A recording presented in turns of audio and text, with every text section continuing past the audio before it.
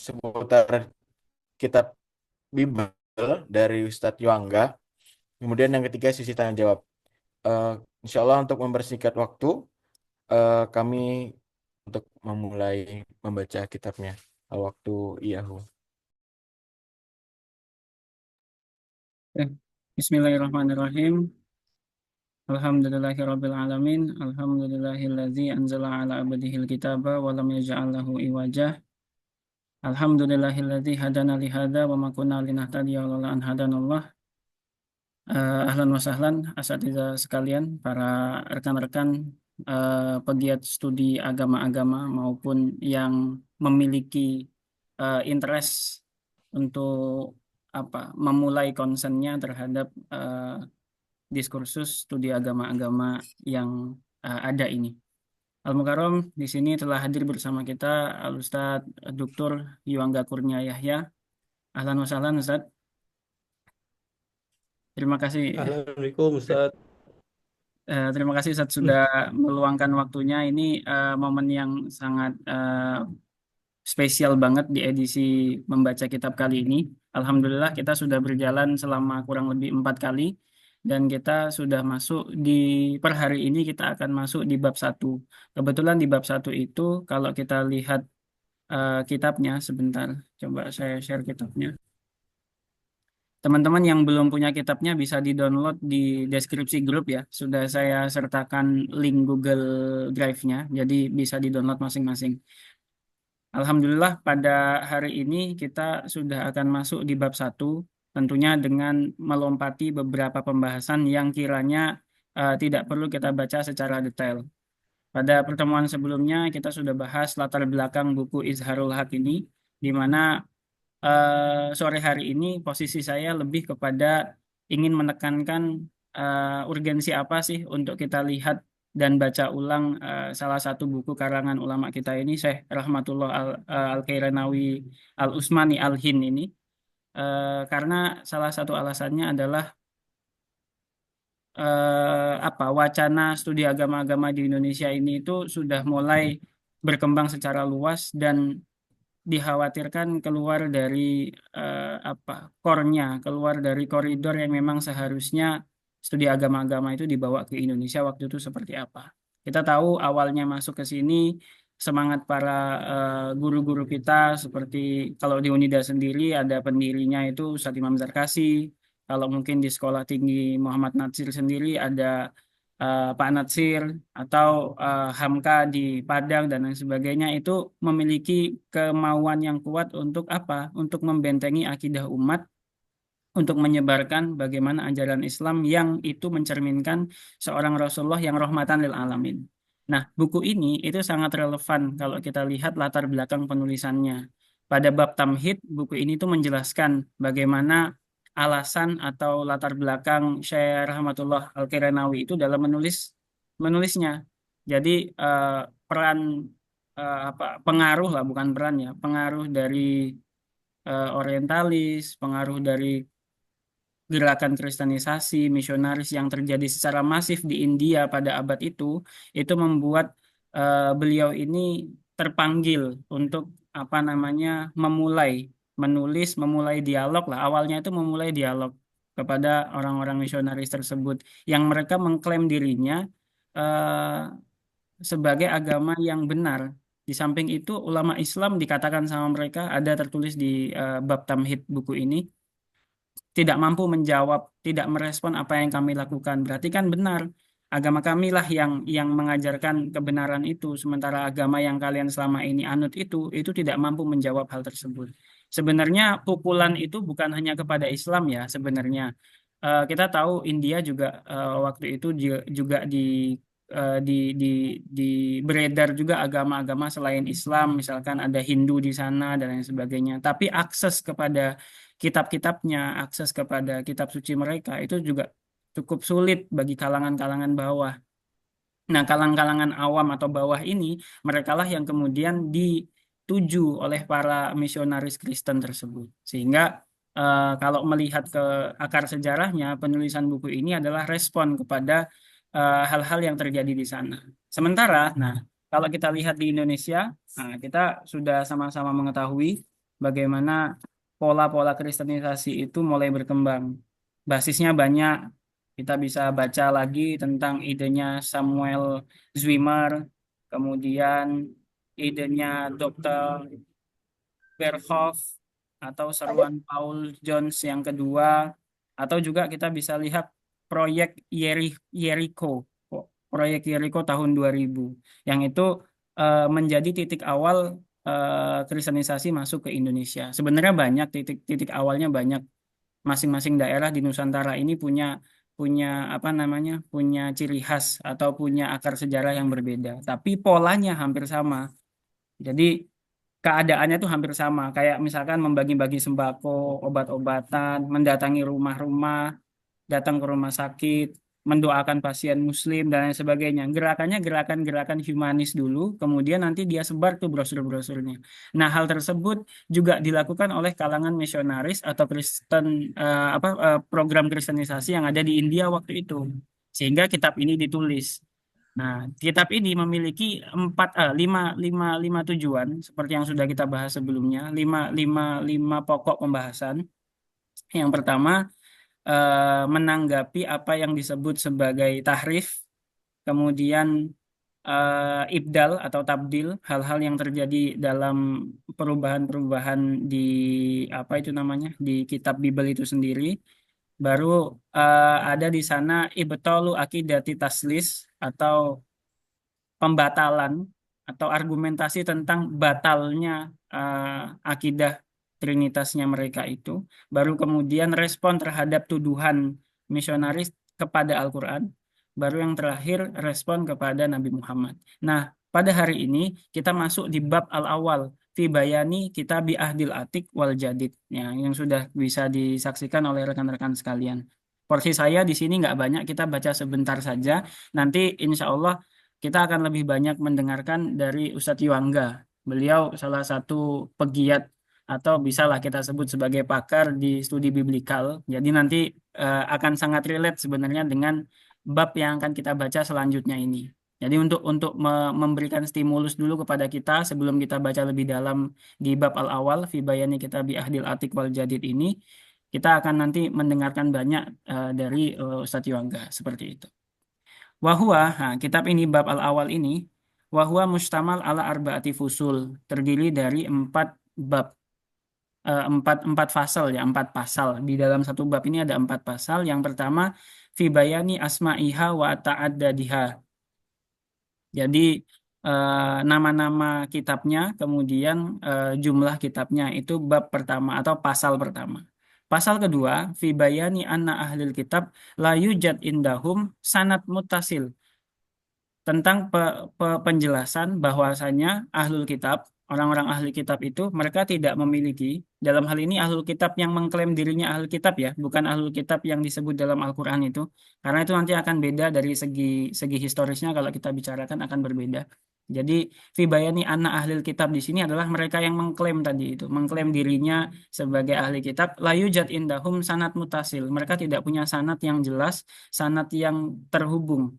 Jadi sanatnya itu sudah infasola, bukan lagi itasola. Dia sudah terpisah. Bahkan mungkin tidak bersanat begitu. Mutasil li kitab min kutubi ahdil atik wal jadid.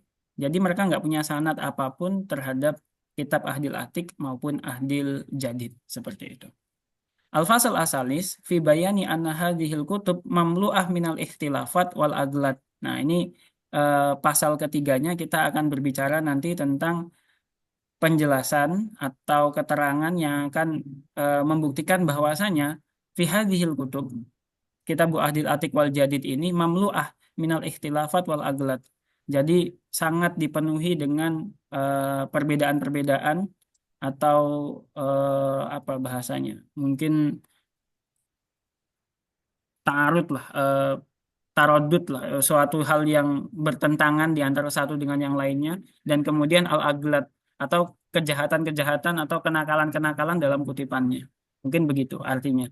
Al-Fasl Arabi fi bayani anna la majal li ahlil kitab an yadda'u anna kulla kitabin min kutubi ahdil atik wal jadid kutub bil ilham. Jadi tidak ada satu alasan pun yang bisa dibuktikan oleh ahlu kitab itu bahwasanya kitab Ahdil Atik maupun Jadid ini adalah kitab bil ilham. Karena mereka pun ketika diminta membuktikan apa yang menjadi tulisannya ini bil ilham atau tidak, itu tidak mampu membuktikan. Karena kebanyakan dari mereka justru melihat ini ada tulisan orang tentang orang lain.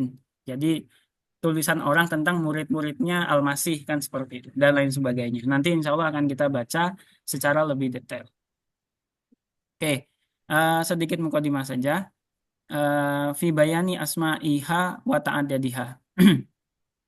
I'lam annahum yuqasimunal kitab ila kismain. Ketahuilah bahwasanya mereka membagi kitab mereka menjadi dua bagian.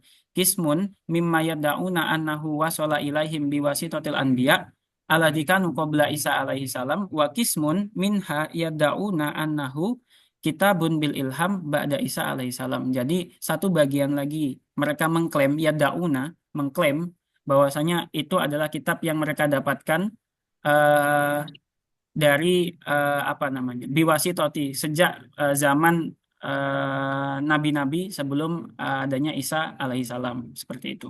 Dalam hal ini di sini posisinya tetap sebagai nabi ya karena di awal kemarin nabi sudah menjauhi sikap untuk berbuat atau al-adab yang sudah kita bahas pada pertemuan sebelumnya. Kemudian kisam kedua, kismun minha yada'una annahu kutub bil ilham. Jadi ada bagian yang mereka mengatakan ini adalah kutub yang diilhami kepada kami sehingga kami tulis ulang. Fama jemu'u al-kutub minal kisam al-awal yusama bi ahdil atik atau disebut sebagai perjanjian lama wa minal kisam asani bil ahdil jadid. Dan kisam yang kedua tadi yang didata secara ilham tadi itu mereka sebut sebagai perjanjian baru. Wa majmu'ul ahdaini. Nah, dua perjanjian itu kemudian disebut sebagai Yusama Bibel. Nah, ini kita sudah sama-sama melihat di sini. Wa majmu'u baina hadaini Yusama Bibel. Wa hadza lafzun Yunaniyun bimakna Alkitab. Jadi Bibel itu lafzun Yunani atau bahasa Yunani yang bermakna kitab, buku. Summa yankosimu kulla minal ahdaini ila kismaini. Jadi setiap dari perjanjian itu, baik perjanjian lama maupun perjanjian baru tersebut, dibagi lagi menjadi dua bagian. Kismun ittafaqo ala sihatihi jumhuril kudama ilmasihin wa kismun ikhtalafu fihi. Jadi ada dua, ada satu bagian yang memang semuanya sepakat dengan itu, ada satu bagian lagi yang memang tidak semuanya sepakat atau ikhtalafu fihi. Nah, ini kan yang membedakan kemudian dengan Islam. Kalau Islam nggak ada ayat dalam Al-Quran yang disebut tidak tidak disepakati. Semuanya disebut itu menyepakati apa yang ada dalam Al-Quran tersebut. Kalaupun kita berbeda dalam bacaan atau dialektika, itu hanya masuk dalam cara membaca dan lain sebagainya. Tidak kemudian masuk ke dalam makna ataupun perbedaan ayat ataupun seperti apa, enggak. Itu mungkin yang bisa eh, saya sampaikan. Nanti selebihnya kita akan kenalan lebih dalam lagi tentang studi biblikal. Jadi hari ini kita bacanya cukup 2 halaman saja. Mungkin tambahannya sedikit tadi di footnote nomor 2. Oh ini sudah. Penjelasannya. Alhamdulillah untuk sesi pertama sudah selesai.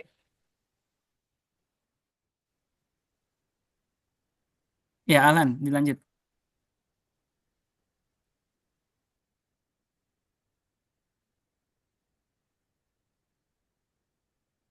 Eh, Alhamdulillah untuk sesi pertama sudah selesai. Kita berlanjut ke sesi kedua. Sebelumnya kami sebagai moderator izin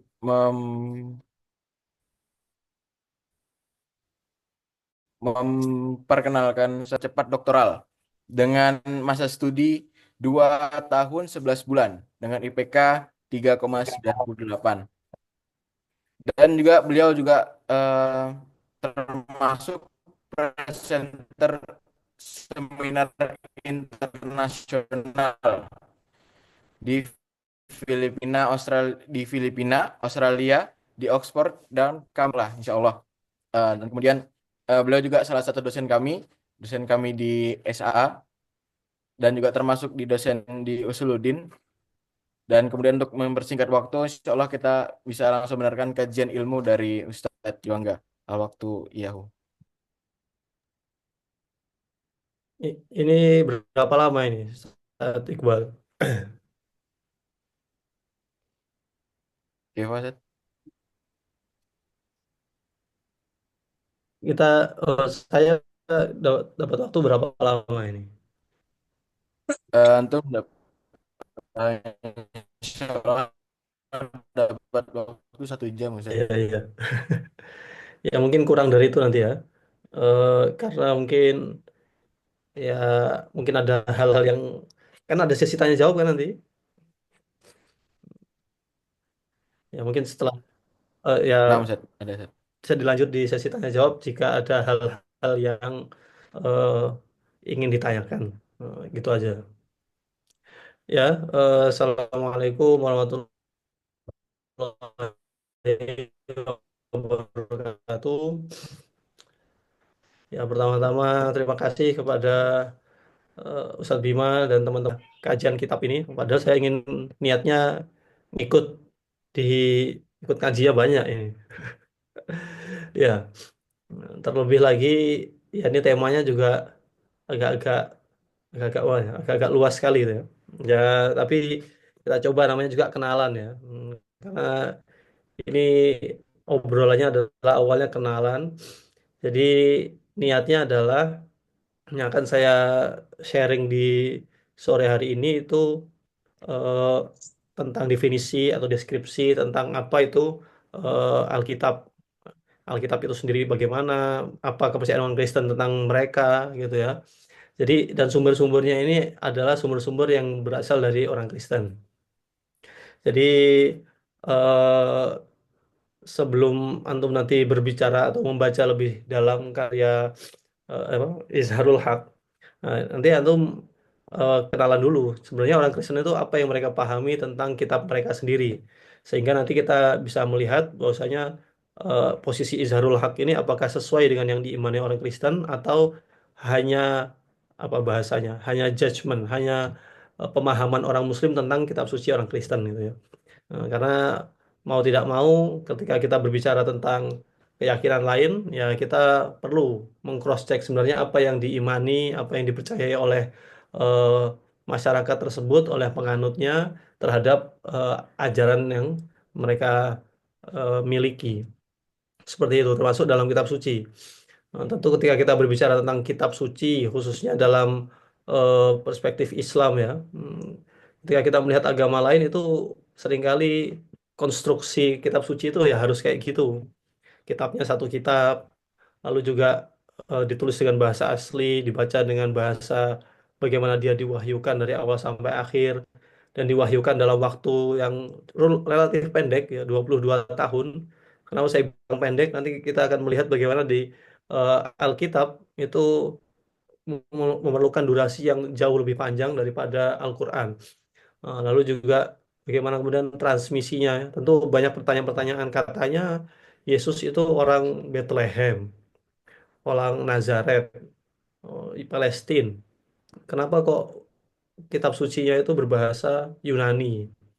Padahal Yunani letaknya tidak di sana gitu ya. Ya, hal-hal seperti ini yang mungkin coba kita kenalan eh, apa yang mereka imani dan kemudian bisa disandingkan nanti apakah benar eh, apakah benar yang dikritik oleh kitab Izharul Haq tersebut atau memang ada beberapa hal yang itu orang Kristen sendiri tidak merasa seperti itu gitu.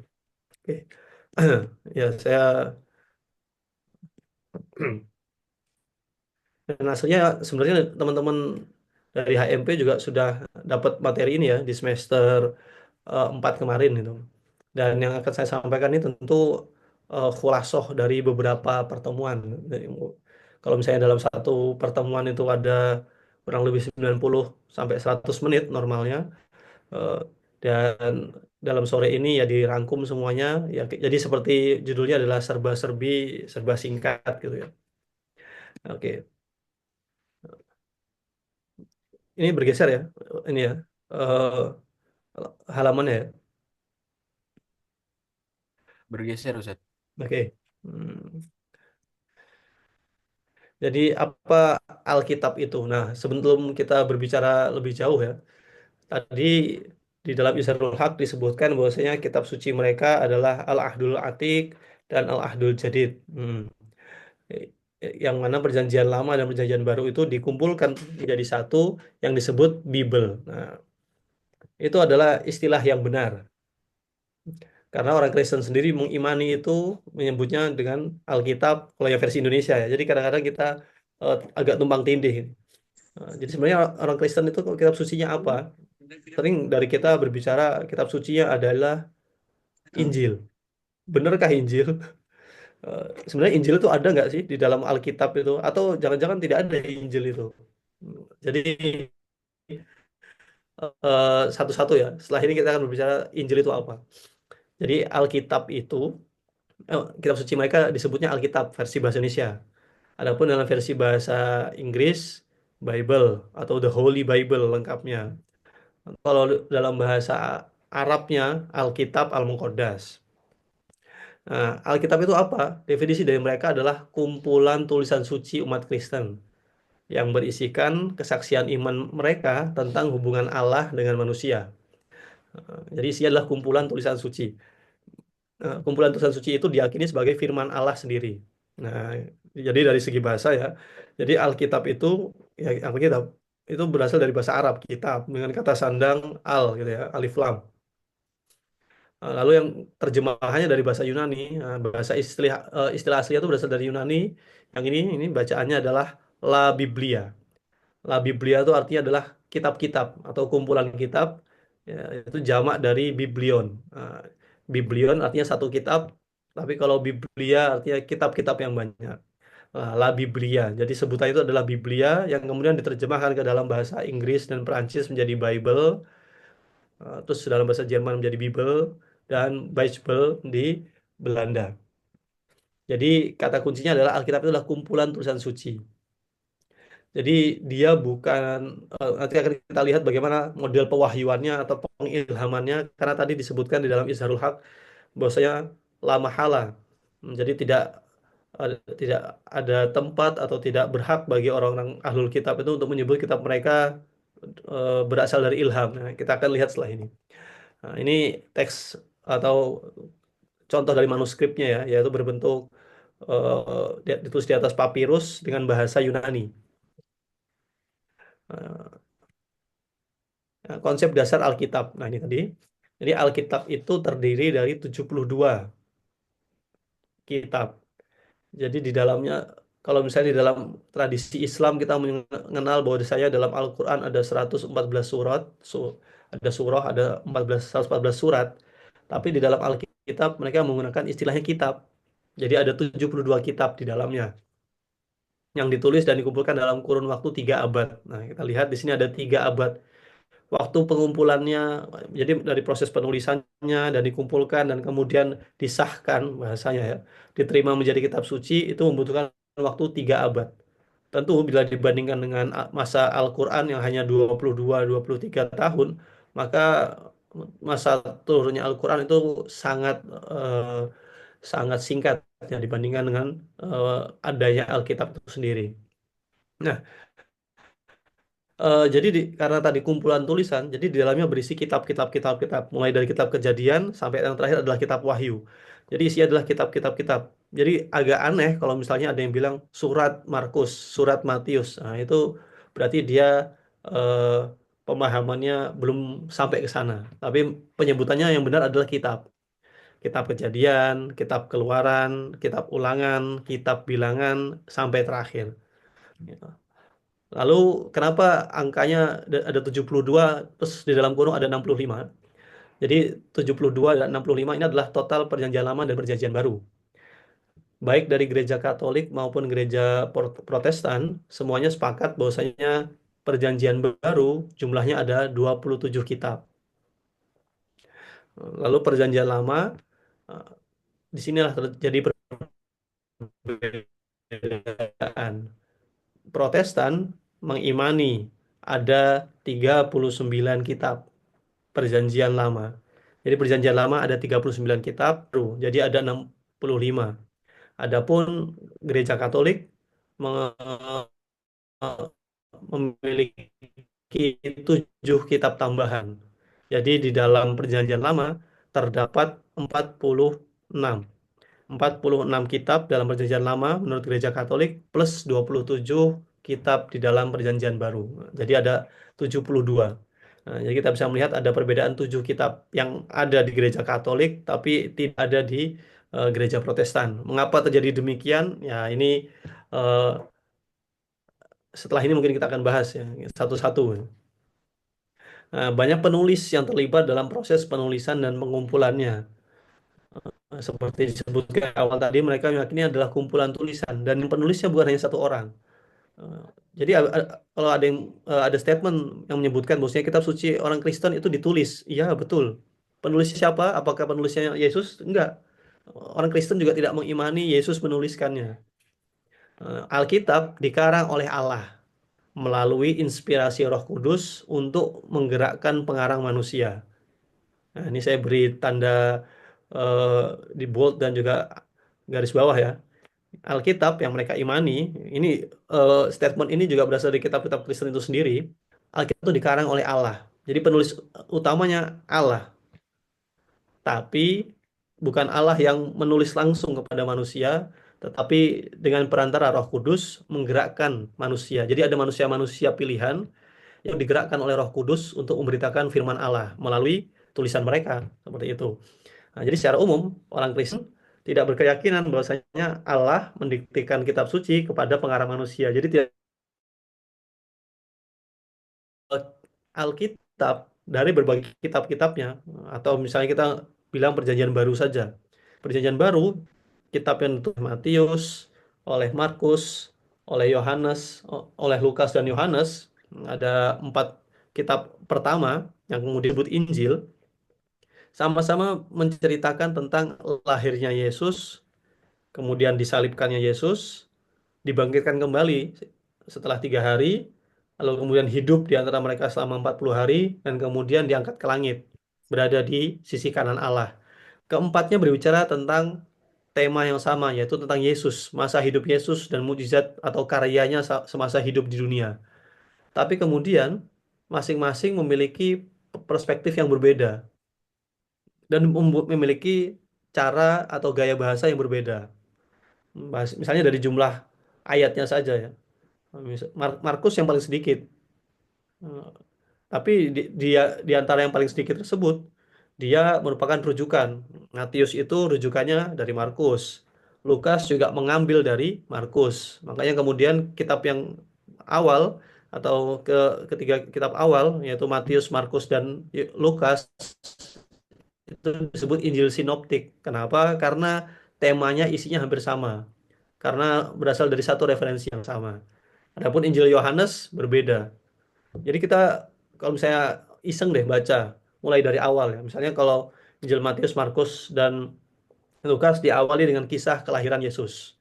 Yesus ini siapa, anaknya siapa, lalu kemudian bagaimana proses kelahirannya, eh, Roh Kudus datang kepada Maria, lalu memberitakan dan seterusnya.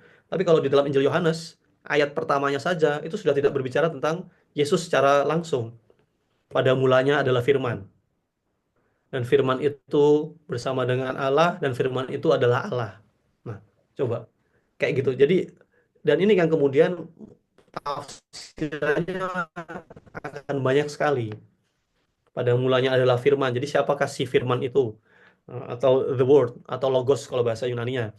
Lalu kemudian firman itu apakah Allah sendiri atau firman itu bagian dari Allah atau bagaimana? Nah, itu banyak hal. Jadi eh, beberapa dalam Injil Yohanes sendiri tidak mudah dipahami langsung oleh pembaca. Mengapa? Ya karena penulisnya beda. Belum lagi surat-surat Paulus.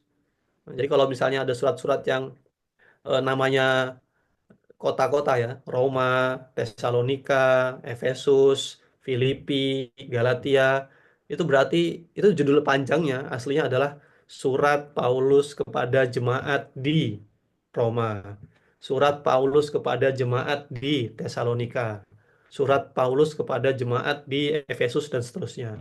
Gitu. Jadi surat-surat itu isinya itu surat. Jadi mungkin kita ingat ketika di tarikh Islam bagaimana ada surat Nabi Muhammad kepada para pemimpin-pemimpin. Nah, modelnya seperti itu. Surat itu yang kemudian isinya adalah panggilan iman Nah, itu kemudian yang menjadi bagian dari kitab suci. Nah, selanjutnya, eh, kar- karena penulisnya banyak orang, maka tentu bahasanya beda-beda, ekspresinya beda-beda.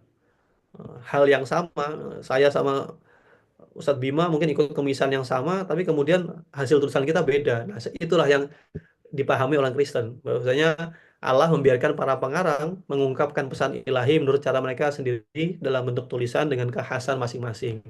Jadi ada yang sistemnya to the point, kola wadala. Ada yang pakai takbir-takbir. Misalnya di dalam Lukas itu banyak sekali perumpamaan-perumpamaan. Berbeda dengan Yohanes yang benar-benar isinya tuh mysticism atau sofistik banget gitu.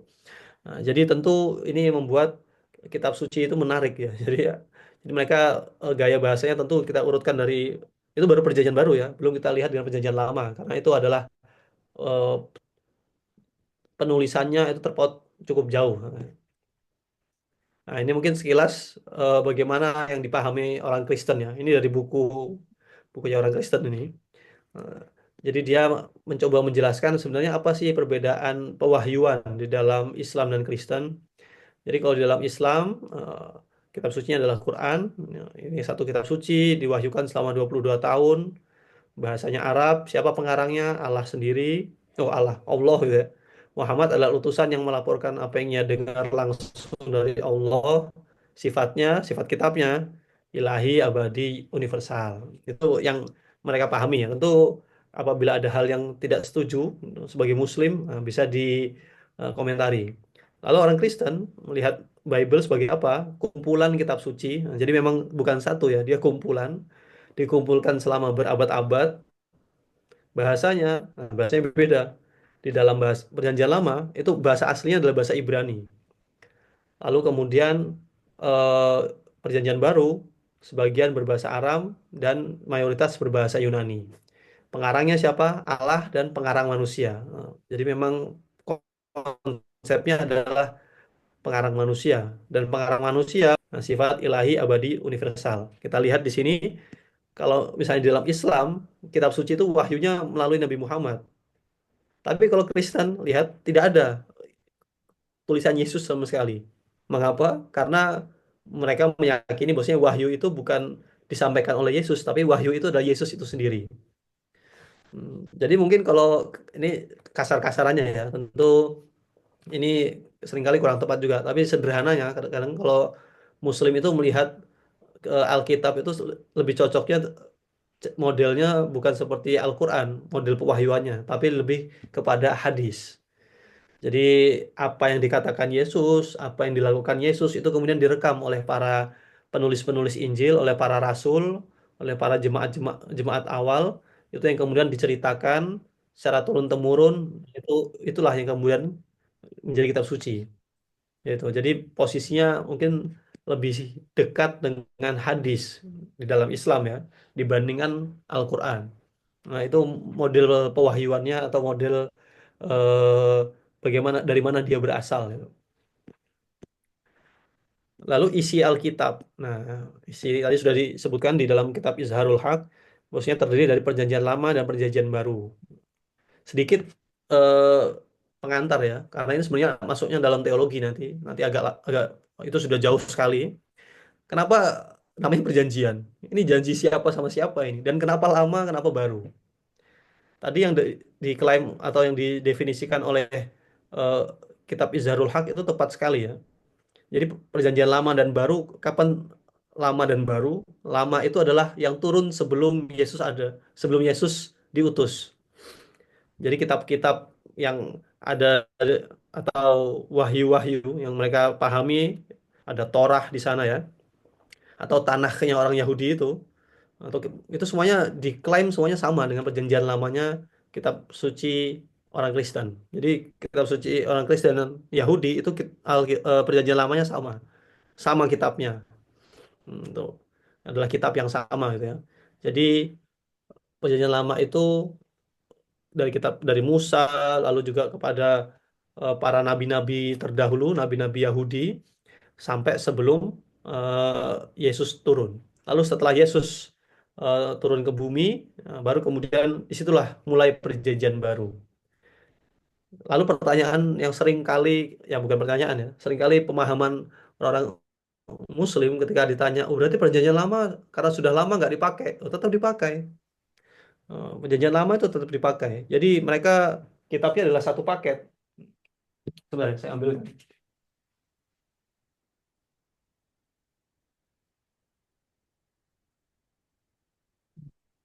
Makanya ini Alkitab. Di dalam Alkitab ini sudah satu paket sendiri. Ini kan ada pembatas-pembatasnya ya.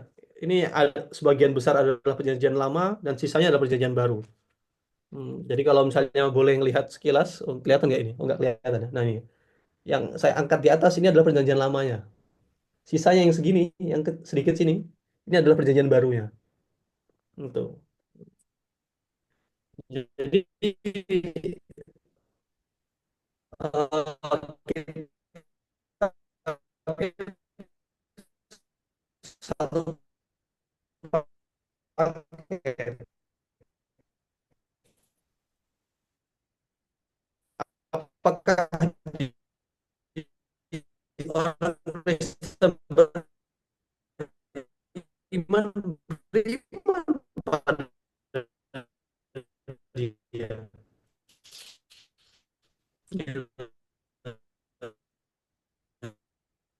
Jadi jangan sampai kita bilang bahwasanya orang Kristen itu perjanjian lama nggak dipakai lagi, yang dipakai perjanjian baru saja.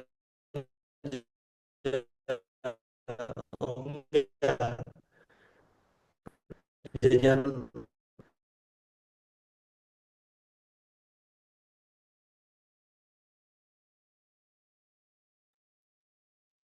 Mungkin ada sedikit gangguan.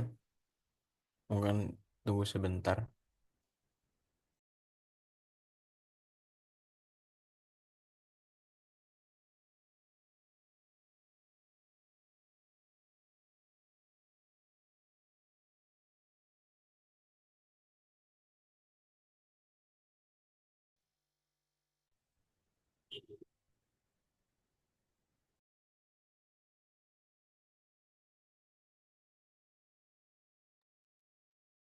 Cek, cek. Eh, Gangguannya di tempatnya Ustadz Yuangga apa di saya ini? Di set Yuangga, Ustaz, terputus, Ustaz. Oh ya, ya. Mohon maaf kepada rekan-rekan sekalian, memang kondisinya di Ponorogo lagi sedikit hujan, jadi mungkin sinyalnya agak terganggu.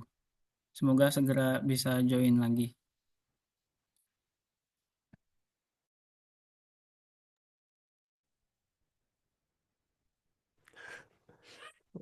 ya mohon maaf.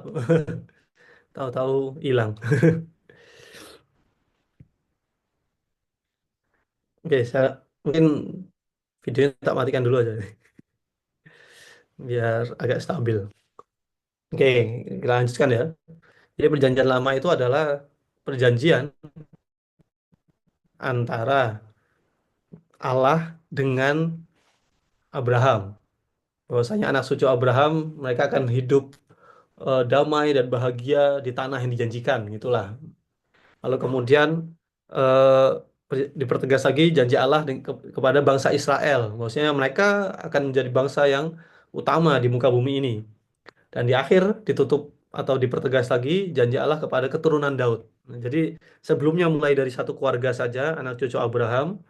Karena anak cucu Abraham kan banyak gitu ya. Nanti ada Ismail, Ishak. Meskipun dari Kristen mereka lebih banyak berbicara dari jalur Ishaknya ya. Lalu kemudian menjadi bangsa Israel, satu bangsa. Tapi ternyata di akhir karena melihat banyak penyimpangan-penyimpangan dari bangsa Israel, kemudian difokuskan bahwasanya dari keturunan Daud. Dari keturunan Daud lah akan lahir eh, akan lahir Mesia, atau yang akan menjadi penebus. Itu perjanjiannya. Tapi kemudian perjanjian baru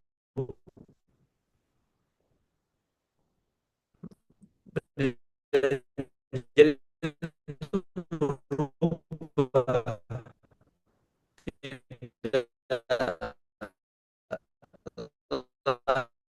janji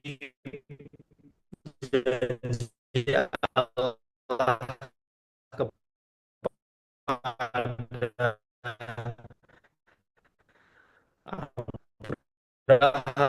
Abraham atau kepada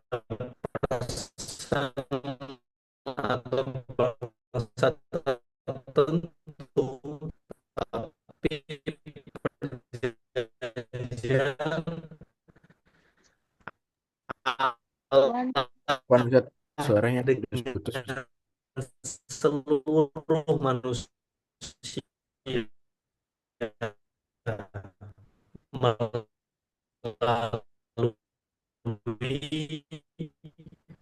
Yesus. Apa Ustadz, suaranya putus-putus.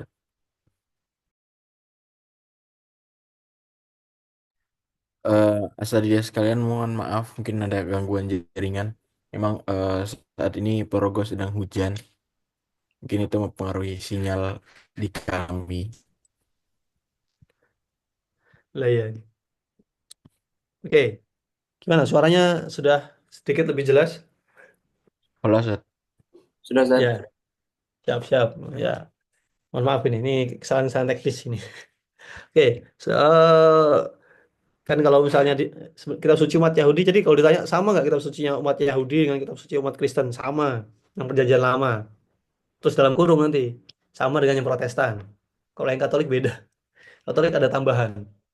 Nah, oke, kenapa ada tambahan? Nanti setelah ini. Nah, Perjanjian Baru merupakan tulisan suci umat Kristiani yang ditulis pengikut-pengikut Yesus yang mengenal Yesus semasa hidupnya dan mengisahkan riwayat Yesus dan ajarannya.